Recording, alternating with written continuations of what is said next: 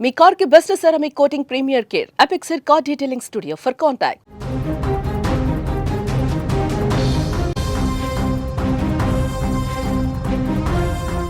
జార్జియాలో ఘోర ప్రమాదం చోటు చేసుకుంది. తుర్కీ C-130 మిలిటరీ కార్గో విమానం కుప్పకూలిపోయింది. ఈ విమానం అజర్బైజాన్ నుంచి బయలుదేరి 20 మందిని తీసుకువెళ్తున్నట్లుగా సమాచారం అందుకున్నటువంటి వెంటనే అక్కడికి సహాయక బృందాలను అక్కడికి పంపించారు అధికారులు. విమానంలో 20 మంది మరణించినట్లుగా కూడా భావిస్తున్నారు. ఈ మధ్యకాలంలో వరుసగా జరుగుతున్నటువంటి విమాన ప్రమాదాలు తీవ్ర ఆందోళనకు గురి చేస్తున్నాయి.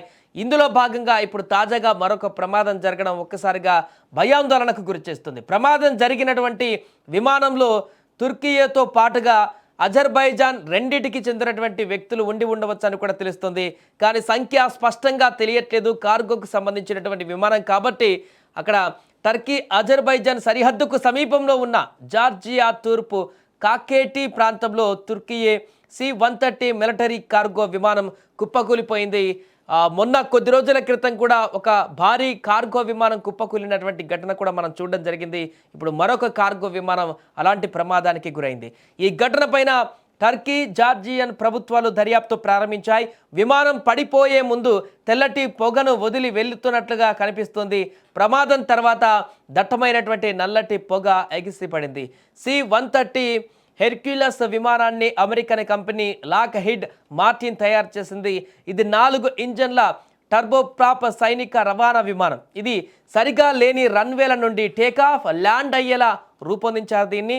ఇది ప్రాథమికంగా సరుకు, రక్షణ దళాలు, పరికరాలను రవాణా చేయడానికి వినియోగిస్తారు. C-130ను గన్షిప్, వైమానిక దాడి, నిఘా కార్యకలాపాలకు కూడా ఉపయోగిస్తారు. ప్రపంచవ్యాప్తంగా అనేక సైన్యాలకు ఇది ప్రాథమిక వ్యూహాత్మక ఎయిర్ లిఫ్టర్గా పరిగణిస్తారు. ప్రమాదానికి కారణంతో పాటు విమానంలో ఉన్న వారికి సంబంధించినటువంటి వివరాలు కూడా టర్కిష్ ప్రభుత్వం ఇంకా విడుదల చేయలేదు. ప్రాథమికంగా అయితే ఒక 20 మంది దాంట్లో ఉండొచ్చు అనేటువంటి విషయం తెలుస్తుంది. కార్గో విమానం కాబట్టి పూర్తిగా సరుకులకు సంబంధించి వివిధ వస్తువులకు సంబంధించి ట్రాన్స్పోర్టేషన్కి ఎక్కువగా ఉపయోగిస్తారు కాబట్టి ప్రయాణికులు దీంట్లో ఉండరు. ప్రజలు కూడా ఎక్కువగా దాంట్లో ప్రయాణించేటువంటి అవకాశం ఉండదు కాబట్టి భారీ విపత్తుకైతే తావివ్వలేదు. బట్ ప్రాణ నష్టం అయితే సంభవించినట్టుగా కనపడుతుంది. దీంట్లో సుమారుగా ఇంచుమించుగా 20 మంది వరకు కూడా ప్రయాణికులు వెళ్తున్నారనేటువంటి ఒక సమాచారం అయితే తెలుస్తుంది. దీనికి సంబంధించి అధికారికంగా మరిన్ని వివరాలు వెల్లడిస్తే యాక్చువల్గా దాంట్లో ఎంతమంది ఉన్నారు, పైలట్స్తో పాటుగా ఇంకెంతమంది ట్రావెల్ చేస్తున్నారు, ఇంకా విమానంలో ఎలాంటి ఐటమ్స్ ఉన్నాయి, ఎంత ఆస్తి నష్టం కూడా సంభవించింది, లాంటి వివరాలన్నీ కూడా బయటకు వచ్చేటువంటి అవకాశం ఉంది. ఏదేమైనా కూడా వరుసగా జరుగుతున్నటువంటి విమాన ప్రమాదాలు తీవ్ర ఆందోళనకు గురి చేస్తున్నాయి. ఈ యొక్క ప్రయాణాలు చేసేటువంటి వారిని ప్రయాణికులను కూడా ఆందోళనకు గురి చేస్తున్నాయి. మొన్ననే కొద్ది రోజుల క్రితమే భారీ కార్గో విమానం అహ్మదాబాద్లో ఎలాంటి ఘటన జరిగిందో ఆ స్థాయిలో ఒక విమాన ప్రమాదం జరిగింది. కొద్ది రోజుల క్రితమే మనం చూసాం. చాలా పెద్ద బ్లాస్ట్ జరిగింది ఆ విమానం ల్యాండ్ అవుతున్నటువంటి సందర్భంలోనే. ఇప్పుడు మరొక విమానం కూడా కార్గోకి సంబంధించిన విమానం అలాంటి ప్రమాదానికి గురి కావడం అనేది సంచలనంగా మారింది. వరుసగా జరుగుతున్నటువంటి ఈ యొక్క ప్రమాదాల పైన పూర్తిగా విశ్లేషించుకోవాల్సిన అవసరం కూడా ఏర్పడింది.